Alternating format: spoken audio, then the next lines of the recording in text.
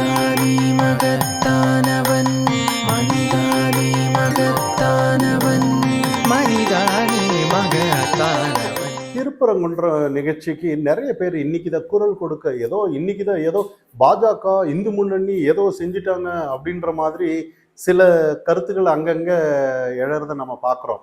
உண்மையிலேயே இது பாஜக இந்து முன்னணி ஏதாவது ஒரு பிரச்சனை பண்ணாங்களான்ற அதுக்கு முன்னாடி சில விஷயங்கள் நம்ம உணரணும்.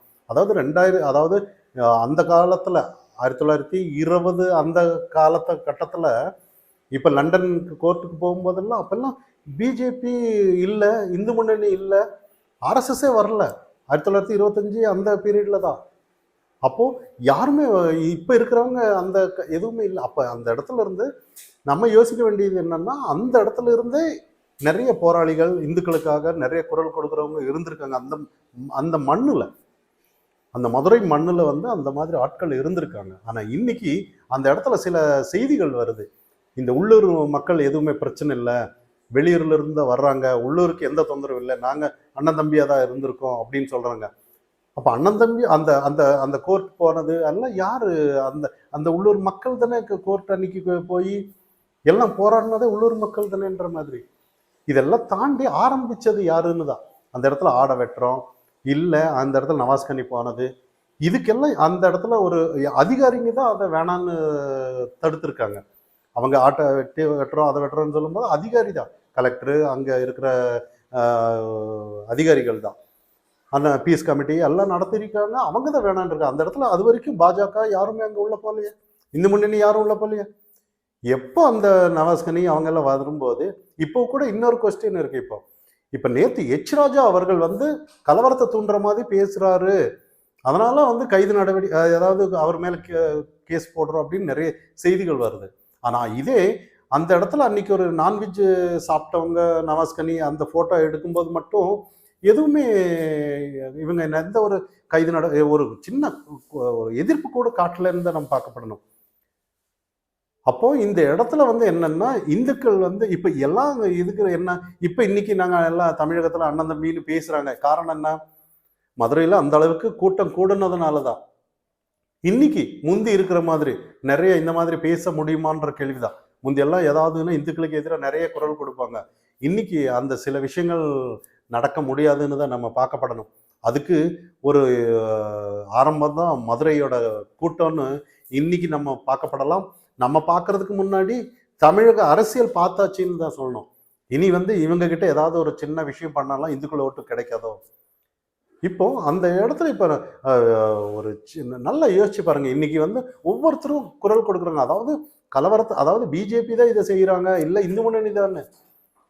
அப்போ அவங்க தப்பு செஞ்சதுக்கு இங்க யாருமே அதை பத்தி பேசல. இன்னைக்கு மதன் கௌரி அப்படிங்கிற ஒரு யூடியூப் சேனல் அவரு கூட இந்த மாதிரி நிறைய, அதாவது அந்த இடத்துல 144 தடை வந்திருக்கு, 44 தடை வந்து இந்த மாதிரி கலவரம் நடக்கிறதுக்கு முன்னாடி போடுறாங்கன்னு இந்த சீன் காட்டிட்டு இந்த விஷயத்த சொல்றாரே ஒழிய, அதுவும் பிஜேபி போராட்டம் இல்லை இந்து முன்னணி போராட்டம் பண்ண வர்றாங்க, அதாவது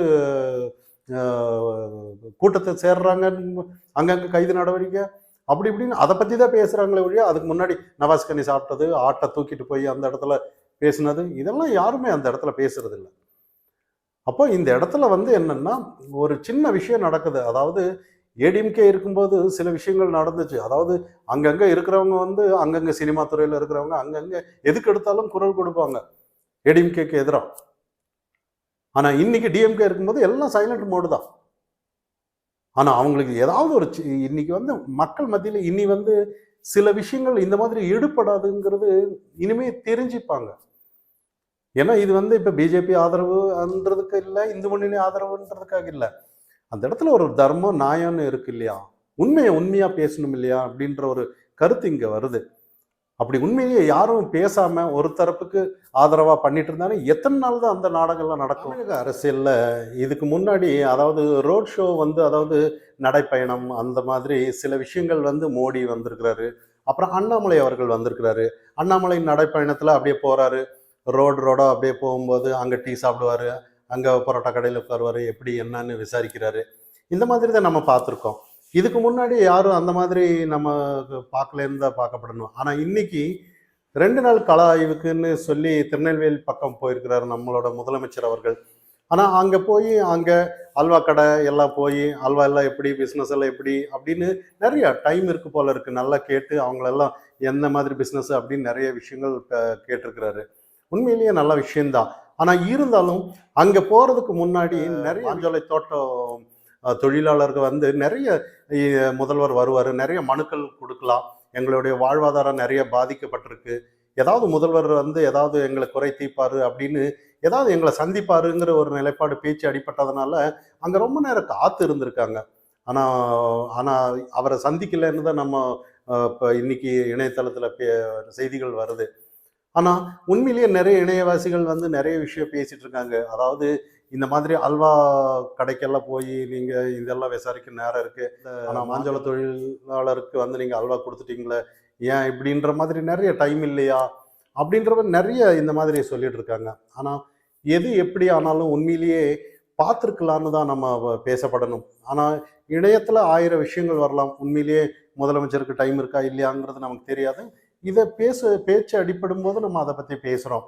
இருந்தாலும் இந்த மாதிரி நம்ம வந்து ரோட் ஷோன்ற மாதிரி, அதாவது 4 வருஷம் ஆச்சுன்ற மாதிரி தான். இப்போ போன விழுப்புரம் ஏதோ ஒரு இடத்துல போனார், அதுக்கப்புறம் இங்கே ஒரு ஆரம்பத்துல இருந்து எங்கேயாவது கள ஆய்வுன்னு இப்போ வெள்ளம் வரும்போது கூட போகலன்னு நம்ம பார்த்தோம். ஆனால் இந்த நேரத்தில் போகிறது சந்தோஷம்தான். இருந்தாலும் மக்களுக்கு அந்த சில, அதாவது போன விழுப்புரத்திலே நிறைய நம்ம பார்த்துருந்தோம். அங்கே இருக்கிற விழுப்புரம் மக்கள், அதாவது அரிட்டாப்பட்டியில எல்லாம் போகும்போது கள ஆய்வுன்னு போகும்போது யாரும் அந்த இடத்துல நிறைய பேர் கவர்மெண்ட் பஸ்ஸில் ஏறிட்டு வந்தாங்க. நிறைய பேர் வெளியூர் ஆளுங்க தான், உள்ளூர் ஆளுங்க இல்லைன்ற மாதிரி நிறைய செய்திகள் வந்துச்சு. உண்மையிலேயே இதெல்லாம் ஒரு ஆக்கப்பூர்வமான அரசியல் இல்லையோன்ற மாதிரி. எவ்வளோ பாட்டி தராங்க? 200 ரூபாயா?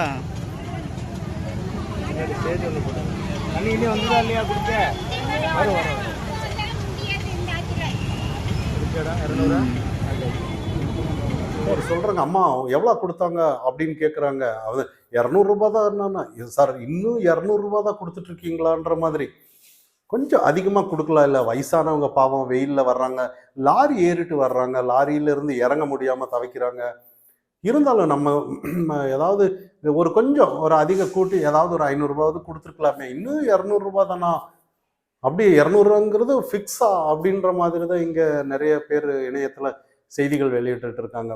இருந்தாலும் இது வருந்தத்தக்க விஷயம். இது வந்து நம்ம வந்து கிண்டல் செய்கிறதுக்கோ இல்லை. ஆனால் நிறைய மக்கள் வந்து ஏதாவது உண்மையிலேயே ஆளுங்கட்சி ஏதாவது நல்லது செஞ்சு அந்த அரசியல்வாதிங்க வந்து மக்கள் ஓடி ஓடி வரணும், மக்கள் இதை செஞ்சிட்டாருன்ற மாதிரி. இன்னும் அதாவது இப்போ முதல்வர் ஐயாவுக்கு இந்த விஷயம் தெரியுமா இல்லையான்னு தெரியல. ஆனால் மாவட்ட நிர்வாகிகள் யாராவது முதல்வர் வரும்போது நிறைய ஆள் சேர்த்துலன்னா அடுத்த தடவை நமக்கு பதவி இல்லாமல் போயிருமோ என்ற பயத்தில் கூட இவங்க பதவி தக்க வைக்க பாருங்க, நிறைய பேர் மக்களை எவ்வளோ கூட்டம் சேர்த்திட்டோம்.